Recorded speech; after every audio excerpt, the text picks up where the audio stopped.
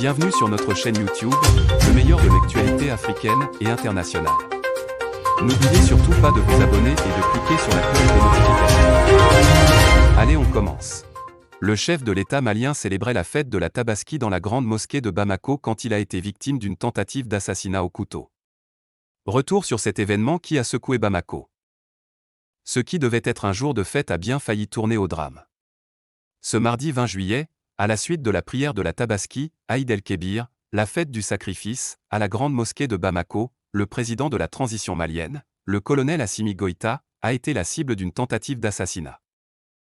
Peu après 9 heures, heure de Bamako, alors que les fidèles se retirent avec l'imam Amadou Kallé, un individu armé d'un couteau tente de porter atteinte à la vie du chef de l'État, alors que ce dernier prenait la suite du prédicateur pour égorger un mouton, comme le veut la tradition. Rapidement, l'assaillant bute sur le cordon de sécurité qui entoure le président malien et est maîtrisé. La sécurité rapprochée du président de la transition, en treillis, embarque l'agresseur à l'arrière d'un pick-up. Vêtu d'un boubou marron et le visage en partie dissimulé sous un chèche bleu, l'assaillant est un enseignant, selon un commissaire de police interrogé par l'AFP. Zone d'ombre. Avec lui, un deuxième homme est embarqué par les forces de sécurité, qui le prennent pour un complice.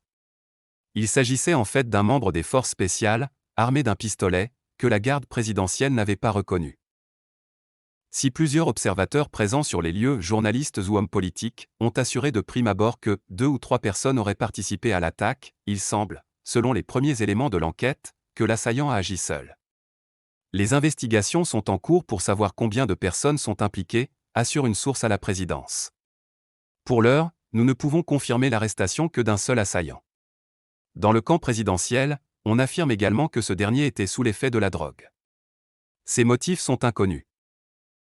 Selon la police de Bamako, le principal agresseur du président Assimi Goïta est un enseignant et le deuxième suspect, complice de l'assaillant, n'est autre qu'un membre des forces spéciales. Vous voulez plus de vidéos du même genre? Alors qu'attendez-vous? Cliquez sur le bouton j'aime et abonnez-vous pour ne plus rien manquer de nos vidéos. À très bientôt sur notre chaîne Eben Media TV.